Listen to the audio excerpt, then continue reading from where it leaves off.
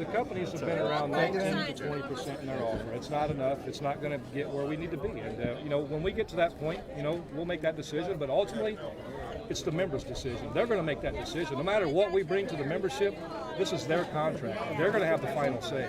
GM came out and said, where's the need to be figured? I did hear that. Where's the need to be figured? Are you still at 40, or when you say they need to get where we? Well, it's going to depend on a lot of things. It's going to depend on cost of living. It's going to depend on retirement security. It's going to depend on several issues. And right now, we are nowhere on several of those issues with the company. So all those things play into the final decision. So, are the negotiations contentious, or is there a friendly dialogue? I mean, I wouldn't call it friendly. I mean, we have an objective.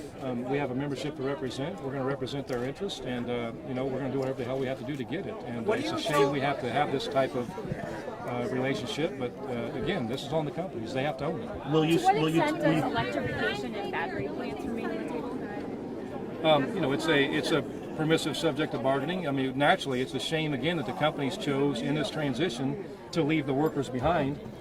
And have nothing in this for them right now. And naturally, do we want to see that change? Yes, we do. At a minimum, we want to see this work at our standards, and it's nowhere near that right now, and we are not going to sit around while these companies drive a continued race to the bottom. That's what this is all about, so it's got to stop. When do you tell Americans who are going to start feeling this at home, Mr. Fain? When do you tell Americans who are going to start feeling the impacts of this at home?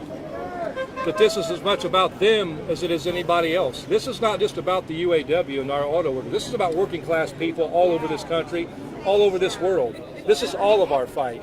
The days of the billionaire class and the corporate class running away with all the profits while we're all left behind scraping to get by paycheck to paycheck, those days have to end. And we're starting that battle right here, right now. Last week you took a break on the weekends. Hold on. Can you respond to the GM president's question or op-ed this morning about you're only supposed to care about 85% of the workers and the other 15% don't seem to matter? Can you respond to that? I think it's pathetic, and it's just a testament of how little they understand about the people that work for them.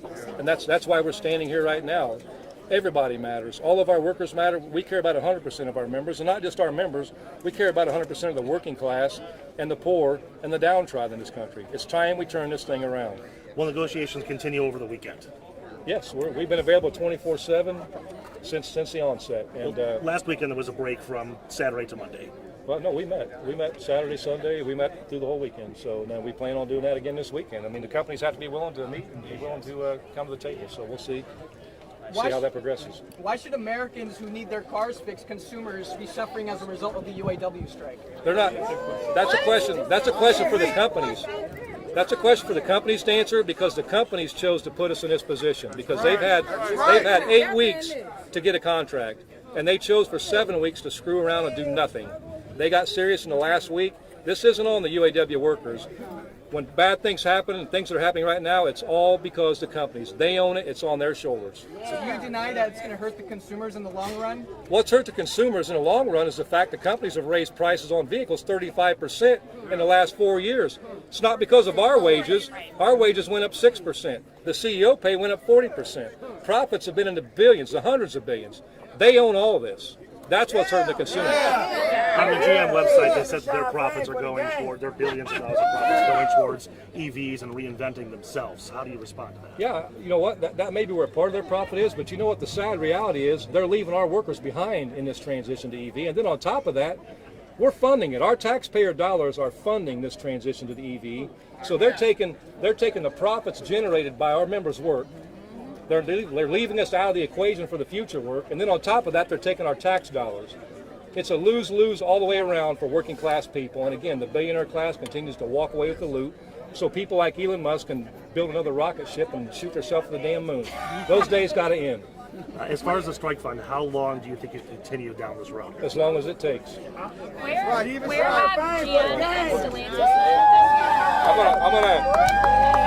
I'm gonna walk with our people now. This is about the membership, and I encourage you all to talk to our members. They're the ones this is all about. Let them tell you what they do. Let them share their experience with you. It's important to hear it from them. Thank you. All right, so Shawn Fain.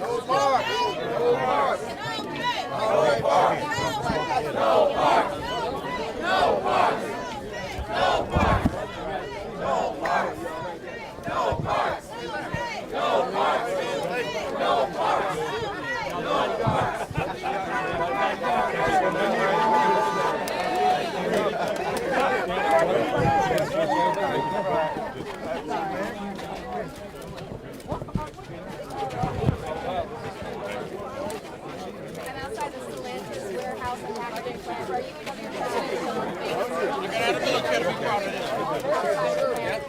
is one of 38 plants in 20 different states that was added to the budget. It's all about us. It's all about us. We gotta get our share. I'm good. How are you guys? Oh, 30 years. I just got 30 this year. Boy, I'm the vice president. Nice to meet you. You bet. I'm sorry, I'm trying to. All over. Yeah, I'm the guy that's leading the group. When you restoring the confidence, we kind of lost the confidence. We lost the fight, so we're back in it now. So this is our time. So it's time for work. Last week we shared. Let's go, Tom. Good job. We're here, right? You bet. Important the cause. You bet.